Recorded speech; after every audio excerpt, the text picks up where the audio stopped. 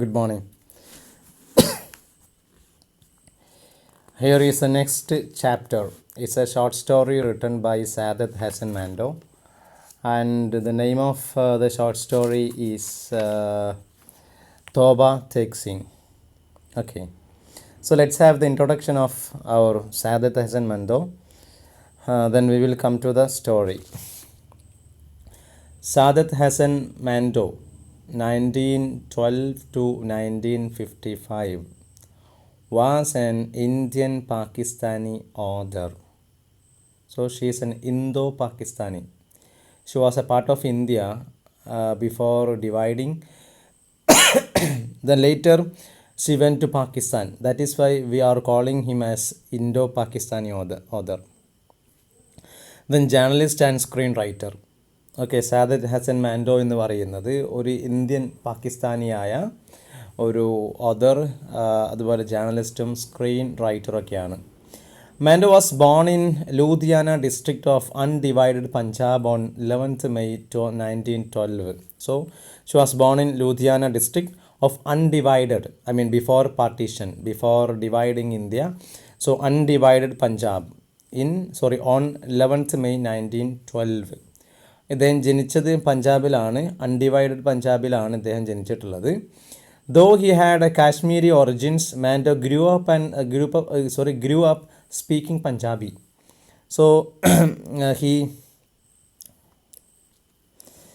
ഇദ്ദേഹത്തിന് കാശ്മീരി ഒറിജിൻസ് ഉണ്ടെങ്കിൽ പോലും അദ്ദേഹം പഞ്ചാബി സംസാരിച്ചുകൊണ്ടാണ് അദ്ദേഹം വളർന്നിട്ടുണ്ടായിരുന്നത്. At the age of 21, inspired by Abul Bari Ali, he started reading Russian and French authors. So, when he was in 21, 21 വയസ്സായപ്പോഴാണ് inspired by Abul Bari അലീഖിൻ്റെ ഇൻസ്പിറേഷനിൽ he started reading Russian and French authors. അദ്ദേഹം Russian അതുപോലെ French റൈറ്റേഴ്സിൻ്റെ പുസ്തകങ്ങളൊക്കെ വായിച്ച് ആരംഭിച്ചിട്ടുണ്ടായിരുന്നു. He began his literary career by translating Victor Hugo's The Last Day of a Condemned Man. അദ്ദേഹത്തിൻ്റെ റൈറ്റിംഗ് കരിയർ, ലിറ്റററി കരിയർ അദ്ദേഹം ആരംഭിക്കുന്നത് വിക്ടർ ഹ്യൂഗോയുടെ the last day of a condemned man എന്ന് പറയുന്ന പുസ്തകം ട്രാൻസ്ലേറ്റ് ചെയ്തുകൊണ്ടാണ് അദ്ദേഹത്തിൻ്റെ റൈറ്റിംഗ് കരിയർ ആരംഭിക്കുന്നത്. Then he joined Aligarh Muslim University for graduation and started writing short stories. Okay, later he joined Aligarh Muslim University and he started writing short stories. During his brief stint at All India Radio, he published 4 collections of radio plays. അദ്ദേഹത്തിൻ്റെ all India റേഡിയോയിലെ ചെറിയൊരു കാലഘട്ടത്തിൽ അദ്ദേഹം 4 radio place നാടകങ്ങൾ publish ചെയ്തിട്ടുണ്ടായിരുന്നു. Then the second phase of his career began with screen writing for films. അപ്പോൾ first phase എന്ന് പറയുന്നത് it was in all India radio. അദ്ദേഹത്തിൻ്റെ കരിയറിൻ്റെ ആദ്യഘട്ടം എന്ന് പറയുന്നത് ഓൾ ഇന്ത്യ റേഡിയോയിലായിരുന്നു. ആ സമയത്ത് അദ്ദേഹം 4 കളക്ഷൻ റേഡിയോ പ്ലേസിൻ്റെ കളക്ഷൻസ് പബ്ലിഷ് ചെയ്തിട്ടുണ്ടായി. ദെൻ സെക്കൻഡ് ഫേസ് എന്ന് പറയുന്നത് സ്ക്രീൻ റൈറ്റിംഗ് ആയിരുന്നു. അതായത് സിനിമയ്ക്ക് വേണ്ടിയിട്ടുള്ള കഥകൾ എഴുത്തായിരുന്നു. ആ കഥ സിനിമയ്ക്ക് വേണ്ടി എന്ന് പറയുമ്പം ഇവിടെ 1-2 എക്സാമ്പിൾസ് പറയുന്നുണ്ട്. ഷിക്കാരി ആൻഡ് മിർസ ഖലീബ് ഇൻ 1948. ഈ സിനിമകൾക്കൊക്കെ വേണ്ടിയിട്ടാണ് അദ്ദേഹത്തിൻ്റെ സ്ക്രീൻ റൈറ്റിംഗ്, അതായത് സിനിമാ കഥകളൊക്കെ എഴുതിയിട്ടുണ്ടായിരുന്നു. Then Mando and his family left India for Pakistan after partition. അങ്ങനെയാണ് ഇന്ത്യയെ രണ്ടായി മുറിച്ചു, അല്ലേ? ഇന്ത്യയെ രണ്ടായി മുറിച്ചതിന് ശേഷം he left for left India. India വിട്ടിട്ട് പാകിസ്ഥാനിൽ ചെന്നു ഇയാൾ. Okay, and since then he had been haunted by the memories of the past. അവിടെ നിന്ന് അങ്ങോട്ട് പിന്നെ അദ്ദേഹത്തിന് പഴയ ഭൂതകാലത്തിൻ്റെ ഓർമ്മകളിലായിരുന്നു അദ്ദേഹം ഉണ്ടായിരുന്നത്. കാരണം ഇന്ത്യയിൽ നിന്നും വല്ലാത്തൊരു അനുഭവമാണ്. എക്സൈലുകൾ എന്ന് പറയും. ഒരു രാജ്യം വിട്ടിട്ട് മറ്റൊരു രാജ്യത്തേക്ക് മാറിപ്പോകേണ്ടി വരുന്ന ആളുകൾ. ഇപ്പം സുലൈമാൻ റഷ്ദി എന്ന് പറയുന്ന ഒരു ഇന്ത്യൻ എഴുത്തുകാരനുണ്ട്. അദ്ദേഹത്തിൻ്റെ സാത്താനിക് വേഴ്സസ് എന്ന് പറയുന്ന ആ ഒരു നോവൽ എഴുതിയതിന് ശേഷം ഹി വാസ് എക്സൈൽഡ് അല്ലേ. അപ്പോൾ അവരൊക്കെ ഇത്തരത്തിൽ ഒരു രാജ്യം വിട്ട് മറ്റൊരു രാജ്യത്തിലേക്ക് മാറി പാർക്കേണ്ടി വരുമ്പോൾ സ്വാഭാവികമായിട്ടും ജനിച്ച് വളർന്ന നാടിനെക്കുറിച്ചുള്ള ഓർമ്മകൾ വല്ലാത്തതായിരിക്കും. അങ്ങനെ ഒരു ഓർമ്മകൾ കൊണ്ട് ഹോണ്ട് ചെയ്യപ്പെട്ട ഒരു മനുഷ്യനായിരുന്നു ഇയാൾ. The painful existence in Pakistan gradually drove him towards alcoholism and depression. മാത്രമല്ല സ്വന്തം രാജ്യം, ജനിച്ചു വളർന്ന രാജ്യത്തെക്കുറിച്ചിട്ടുള്ള വല്ലാത്ത ഓർമ്മയിൽ മറ്റൊരു രാജ്യത്ത് താമസിക്കുമ്പോൾ, ജീവിക്കുമ്പോൾ സ്വാഭാവികമായിട്ട് മാനസികമായിട്ടൊക്കെ വല്ലാത്ത ബുദ്ധിമുട്ടായിരിക്കും. അതുകൊണ്ട് തന്നെ ഇദ്ദേഹത്തിൻ്റെ ഒരു പാകിസ്ഥാനിലെ ആ ഒരു പെയിൻഫുൾ എക്സിസ്റ്റൻസ് പതുക്കെ അദ്ദേഹത്തെ എങ്ങോട്ട് നയിച്ചു? ആൽക്കഹോളിസത്തിലേക്കും ദെൻ ഡിപ്രഷനിലേക്കും, മാനസിക തകർച്ചയിലേക്കും, അതുപോലെ തന്നെ ലഹരിക്കടിമപ്പെട്ടിട്ടൊക്കെ ഇദ്ദേഹത്തിൻ്റെ ലൈഫ് അങ്ങനെ ആയിത്തീർന്നു. Then he died on 18th January 1955 in Lahore, Pakistan. Pakistan ലാഹോറിലാണ് ഇദ്ദേഹം പിന്നീട് അന്തരിച്ചിട്ടുള്ളത്. ഒന്ന് ആലോചിച്ച് നോക്കുക, 55, ദെൻ 1912 1955, ഒരു ചെറിയ ഷോർട്ട് ടേം ആണ് ഇദ്ദേഹം ജീവിച്ചിട്ടുള്ളത്. അതിൻ്റെ മെയിൻ റീസൺ എന്ന് പറയുന്നത് ഈ ഒരു പാർട്ടീഷനിൽ ഇന്ത്യ വിട്ടു പോകേണ്ടി വന്നു എന്നുള്ളതാണ്. ഓക്കെ, തോബ തേക് സിംഗ് എന്ന് പറയുന്ന ഇദ്ദേഹത്തിൻ്റെ ഈ ഷോർട്ട് സ്റ്റോറി വായിക്കുന്ന സമയത്തും അവരുടെ ഒരു മാനസികാവസ്ഥ ശരിക്കും നമുക്ക് ഇവർ വരച്ച് കാണിക്കുന്നുണ്ട്. Then let's come to his other works. His 22 collections of short stories along with one novel and a series of radio plays had gained him great reputation among the writers of short stories in Indian subcontinent. Okay. As I told you, he has written 22 collection of short story, then one novel and a series of radio plays. All these had gained him great reputation among the writers of short stories in Indian subcontinent. ഇദ്ദേഹത്തിൻ്റെ ഈ ഒരു എഴുത്തുകളൊക്കെ Indian ഉപഭൂഖണ്ഡത്തിൽ അദ്ദേഹത്തിന് വല്ലാത്ത റെപ്യൂട്ടേഷനൊക്കെ കിട്ടാൻ സഹായിച്ചിട്ടുണ്ട്. പിന്നെ his short stories R popular for their depiction of appealing realities of life. അദ്ദേഹത്തിൻ്റെ short സ്റ്റോറിയുടെ പ്രത്യേകത എന്ന് പറയുന്നത്, ഷോർട്ട് സ്റ്റോറി അറിയപ്പെടുന്നത് തന്നെ ശരിക്കും ജീവിത യാഥാർത്ഥ്യങ്ങളെ പച്ചയായിട്ടുള്ള അവതരണം കൊണ്ടാണ് ഇദ്ദേഹത്തിൻ്റെ ഷോർട്ട് സ്റ്റോറികൾ ഇന്ന് വലിയ രീതിയിൽ ചർച്ച ചെയ്യപ്പെടുന്നത് അല്ലെങ്കിൽ പോപ്പുലർ ആയിട്ടുള്ളത്. He firmly believed that writers should not veil the hypocrisy of society for the sake of decorum. അദ്ദേഹത്തിൻ്റെ അഭിപ്രായത്തിൽ എഴുത്തുകാരൊരിക്കലും സമൂഹത്തിൻ്റെ ഒരു ഹിപ്പോക്രസി, കാപ്പട്യം മറച്ചു വെക്കരുത്. എന്തിനു വേണ്ടിയിട്ട്? മാന്യത കാണിക്കാൻ വേണ്ടി, മാന്യതയ്ക്ക് വേണ്ടി ഒരിക്കലും എഴുത്തുകാർ സമൂഹത്തിൻ്റെ ഈ ഒരു കാപ്പട്യത്തെ, ഹിപ്പോക്രസിയെ മറച്ചു വെക്കരുത് എന്നാണ് അദ്ദേഹത്തിൻ്റെ അഭിപ്രായം. എന്ന് പറഞ്ഞാൽ റിയലിസ്റ്റിക് ആയിരിക്കണം. സമൂഹത്തിൽ നമുക്ക് ചുറ്റും കാണുന്നത് ശരിക്കും അതുപോലെ എഴുതുന്നവരായിരിക്കണം എഴുത്തുകാർ എന്ന അഭിപ്രായക്കാരനാണ് Manto. Then most of his stories were built around the agony and sufferings that followed the partition of India in 1947.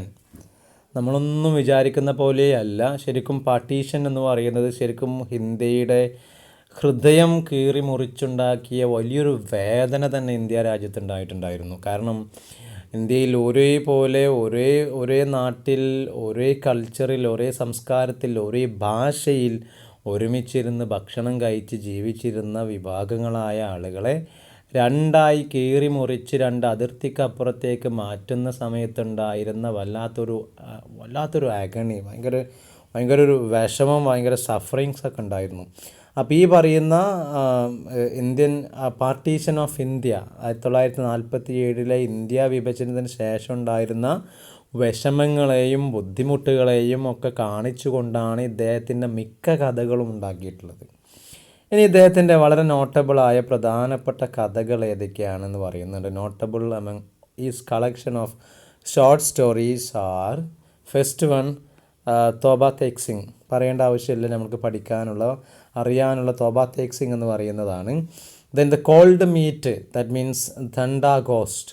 Then Bombay stories, open it, Khol Do, the black garment, garment, Kali Salwar, then Black Milk and Mottled Dawn. These are his famous or notable short stories. അദ്ദേഹത്തിൻ്റെ പ്രധാനപ്പെട്ട short സ്റ്റോറികളാണ് ഞാനിപ്പോൾ ഈ പറഞ്ഞ short സ്റ്റോറികൾ. ഇനി now let's come to Toba Tek Singh. What is this? Toba Tek Singh. Is it a name of a person or a place? Let's see what is this. Toba Tek Singh is a satirical short story. Satirical എന്ന് പറഞ്ഞാൽ വളരെ humorous ആയ ആക്ഷേപഹാസ്യം എന്നാണ് satirical എന്ന് പറയുക. വളരെ ആക്ഷേപത്തോടു കൂടി കളിയാക്കിക്കൊണ്ടുള്ള ഒരു കഥയാണ്, ഷോർട്ട് സ്റ്റോറിയാണ്. എന്തിനെ കളിയാക്കിക്കൊണ്ടാണ്? On the madness called communalism which culminated itself in the partition of India in two separate nations, India and Pakistan in 1947. India മഹാരാജ്യത്തെ ആ സമയത്തുണ്ടായിരുന്ന വല്ലാത്തൊരു ഭ്രാന്ത്. എന്താണ് ആ ഭ്രാന്ത്? കമ്മ്യൂണലിസം. വല്ലാത്തൊരു മതഭ്രാന്ത് ഉണ്ടായിരുന്നു ഇന്ത്യ വിഭജിക്കുന്ന സമയത്ത്. ആ ഒരു കമ്മ്യൂണലിസമാണ് ഇന്ത്യയെ 2 രാജ്യങ്ങളായിട്ട് വിഭജിക്കാൻ വേണ്ടിയിട്ട് നയിച്ചത്. അപ്പോൾ ഇങ്ങനെ നയിച്ച ആ ഒരു കമ്മ്യൂണലിസം, അതായത് ഹിന്ദു, മുസൽമാൻ, പാർസി, ക്രിസ്ത്യൻ, ഇങ്ങനെ കമ്മ്യൂണിറ്റി പറഞ്ഞുകൊണ്ടുള്ള ഈ ഒരു കമ്മ്യൂണലിസം അല്ലേ, ഈ ഒരു വേർതിരിവ്, ഇങ്ങനെയുള്ള ഒരു സംഭവമാണ്, അല്ലെങ്കിൽ ആളുകളുടെ മനസ്സാണ് ഇന്ത്യ രാജ്യത്തെ ശരിക്കും 2ആയി മുറിക്കാൻ നയിച്ചിട്ടുള്ളത്. അപ്പോൾ ഇതിനെക്കുറിച്ചിട്ടാണ് ശരിക്കും ഈ ഒരു തോബ തേക് സിംഗ് എന്ന് പറയുന്ന കഥയിൽ പറയുന്നത്. The satirical vein runs throughout the story and the madness as a metaphor for religious fanaticism looms large as narrative progresses. മാത്രമല്ല, ഈ കഥയുടെ ഓരോ പുരോഗതിയിലും ശരിക്കും നമുക്ക് ആ ഒരു സറ്റൈറിക്കൽ വളരെ ആക്ഷേപമായിട്ടുള്ള ഒരു വെയിൻ കടന്നു പോകുന്നതായിട്ട് നമുക്ക് കാണാൻ സാധിക്കും. മാത്രമല്ല, ഇവിടെ ഈ മാഡ്നെസ്സിനെ, ഈ ഭ്രാന്ത് എന്ന് പറയുന്നത് ശരിക്കും ഒരു റിലീജിയസ് ഫെനാറ്റിസിസത്തെയാണ് കാണിക്കുന്നത്. അതായത് മതപരമായ ഭ്രാന്താണ് ഈ കഥയിൽ കാണിക്കുന്നത്. ഈ കഥയിലൂടെ ഭ്രാന്തിനെ കുറിച്ച് പറയുന്നുണ്ട്, കഥയിൽ ഭ്രാന്താലയത്തെക്കുറിച്ച് പറയുന്നുണ്ട്. അതൊക്കെ ഈ ഭ്രാന്ത് എന്നുകൊണ്ട് ഉദ്ദേശിക്കുന്നത് മതപരമായ ഭ്രാന്തിനെ കുറിച്ചിട്ടാണ്. അതാണ് ഈ കഥയിലുടനീളം സംസാരിച്ചുകൊണ്ടിരിക്കുന്നത്. ഇനി എന്താണ് ഈ ടൈറ്റിലിനെ കുറിച്ചാണ് പറയുന്നത്? തോബ തേക് സിംഗ് എന്താണ്? Toba is a Punjabi word meaning pond. Pond എന്നർത്ഥം വരുന്ന, കുളം എന്നർത്ഥം വരുന്ന ഒരു പഞ്ചാബി വാക്കാണ് തോബ എന്ന് പറയുന്നത്. Then and named after the Sikh religious leader Tek Singh.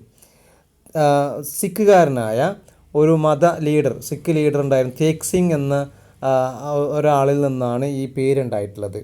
The legend says that Tek Singh a kind-hearted man. അപ്പോൾ ഇവിടെ ശരിക്കും ഈ ലെജൻഡറി കഥകളൊക്കെ, അതായത് പുരാണ കഥകൾ പറയുന്നത് എന്താണെന്ന് വെച്ച് കഴിഞ്ഞാൽ, തേക് സിംഗ് എന്ന് പറയുന്നത് എ കൈൻഡ് ഹേർട്ടഡ് മാൻ, നല്ല വിശാല ഹൃദയനായ ദയാലുവായ ഒരു മനുഷ്യനായിരുന്നു. served water and provided shelter to worn out travelers irrespective of their caste creed who passed by a small pond called Toba, which eventually was called Toba Tek Singh.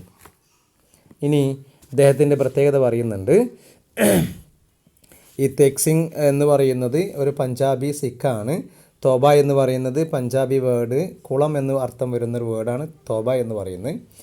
ഇനി ഇദ്ദേഹത്തെക്കുറിച്ചുള്ള കഥ ഇതാണ്. അദ്ദേഹം നല്ല ദയാലുവായ മനുഷ്യനാണ്. അദ്ദേഹം വെള്ളവും അതുപോലെ ഷെൽട്ടറും താമസ സൗകര്യങ്ങളും കൊടുക്കുമായിരുന്നു. ആർക്ക്? ടു വോൺ ഔട്ട് ട്രാവലേഴ്സ്, നല്ല ക്ഷീണിച്ച് അവശരായിരിക്കുന്ന യാത്രക്കാർക്ക് ഇദ്ദേഹം വെള്ളവും താമസ സൗകര്യങ്ങളൊക്കെ നൽകിയിരുന്നു. എങ്ങനെയാ? Irrespective of their caste and creed, അവരുടെ മതം, ജാതി ഇതൊന്നും നോക്കാതെ ഇതിൽ എല്ലാ മതത്തിലും ജാതിയിലും പെട്ട ആളുകൾക്കൊക്കെ ഇത് നൽകുമായിരുന്നു. Who passed by a small pond called Toba. Toba എന്ന് പറയുന്ന ഒരു ചെറിയ കുളം പാസ് ചെയ്യുന്ന ആളുകൾ, ആ കുളത്തിനരികിലൂടെ വരുമ്പോൾ ക്ഷീണിച്ച അവശരായ ആളുകൾക്ക് വെള്ളവും ഒക്കെ ഇയാൾ കൊടുക്കുമായിരുന്നു. Which eventually was called Toba തേക്ക് സിംഗ്. അത് പിന്നീട് ക്രമേണ എന്തായിട്ട് മാറി? തോബ തേക്ക് സിംഗ് എന്നായിട്ട് മാറി. അപ്പോൾ ശ്രദ്ധിക്കുക, ഇവിടെ തോബ തേക്ക് സിംഗ് എന്ന് പറയുന്നത് ഇതൊരു സാങ്കല്പിക ഇമേജിനറി പ്ലേസ് ആണ്. ഒരു ലെജൻഡറി സ്റ്റോറി ഉണ്ട് ഇതിൻ്റെ പിന്നിൽ. തോബ എന്ന് പറയുന്നത് ഇറ്റ്സ് എ പോണ്ട്. യെസ്, പഞ്ചാബിലെ മലയാളത്തിൽ കുളം എന്ന് വരുന്ന വാക്കിനർത്ഥം പഞ്ചാബിലെ വാക്കാണ് തോബ എന്ന് പറയുന്നത്. തേക്ക് സിംഗ് എന്ന് പറയുന്നത് it was A Punjabi saint, we can say legend, Punjabi Singh. തേക്ക് സിംഗ് എന്ന് പറയുന്നത് വളരെ ദയാലുവായൊരു മനുഷ്യൻ. അതിലൂടെ കടന്നു പോകുന്ന ആളുകൾക്ക് കുളത്തിനരികിൽ വെച്ചിട്ട് വെള്ളവും ഇരിക്കാനൊക്കെ ഷെൽട്ടർ കൊടുക്കുമായിരുന്നു. പിന്നീട് അങ്ങനെ ക്രമേണ അത് തോബ തേക്ക് സിംഗ് ആയിട്ട് മാറി. In Toba Thaik Singh, Mando portrays a social and psychological territory in which madness is a reigning norm. അപ്പോൾ ഈ തോബ തേക്ക് സിംഗ് എന്ന് പറയുന്നത് ഒരു ഇമാജിനറി പ്ലേസ് ആണ്. അവിടെ മാഡ്നെസ് ആണ്, ഭ്രാന്താണ് അവിടുത്തെ ഒരു പ്രധാന നോം എന്ന് പറയുന്നത്. Then it is a typical catch-20 situation. ഈ catch-20 എന്ന് പറയുന്ന it's a novel written by Joseph Heller. ഈ catch-22 എന്ന് പറയുന്ന നോവലിൽ മുഴുവൻ കൺഫ്യൂഷനുകളാണ്. എന്താണ്, ആർക്കാണ്, എങ്ങനെയാണ് സംഭവിക്കുന്നത്, മുഴുവൻ പാരഡോക്സിക്കൽ സിറ്റുവേഷൻസ് ആണ് ഈ catch-22 അപ്പോൾ അതുപോലത്തെ ഒരു സിറ്റുവേഷനാണ് ഈ തോബ തേക്ക് സിംഗിലുള്ളത്. Then the story presents this world neither belong to India nor Pakistan. ഈ പറയുന്ന തോബ തേക്ക് സിംഗ് എന്ന് പറയുന്ന സ്ഥലം ഇന്ത്യയിലും അല്ല പാകിസ്ഥാനിലും അല്ല. But is born out of the turmoil of partition സമയത്തുണ്ടായിരുന്ന ഒരു വല്ലാത്തൊരു അവസ്ഥയിൽ നിന്നുണ്ടായ ഒരു സ്ഥലമാണ്. പാകിസ്ഥാൻ്റെയും ഇന്ത്യയുടെയും നടുവിലുള്ളൊരു പ്രത്യേക ടെറിട്ടറിയാണ് തോബ തേക്ക് സിംഗ് എന്ന് പറയുന്നത്. മാഡ്നെസ് ആണ് അവിടെ ഭരിക്കുന്ന, പ്രത്യേക നിയമങ്ങളൊക്കെ മാഡ്നെസ് വെച്ചിട്ടാണ് അവിടുത്തെ കാര്യങ്ങളൊക്കെ. മാത്രമല്ല ഒരു catch-22 സിറ്റുവേഷനാണ് that the story presents a paradoxical situation from which an individual cannot escape because of contradictory rules. പരസ്പര വൈരുദ്ധ്യങ്ങളായ നിയമങ്ങൾ കാരണം ഒരു മനുഷ്യൻ അവിടെ ഉണ്ടാകുന്ന ഊരാകൊടുക്കിൽ നിന്നും രക്ഷപ്പെടാൻ സാധിക്കാത്ത ഒരു കഥയാണ് ഈ തോബ തേക്ക് സിംഗ് എന്ന് പറയുന്ന കഥയിലൂടെ പ്രസൻറ്റ് ചെയ്യുന്നത്. And we will come to the next paragraph by the next class. Until then, bye. See you. Thank you.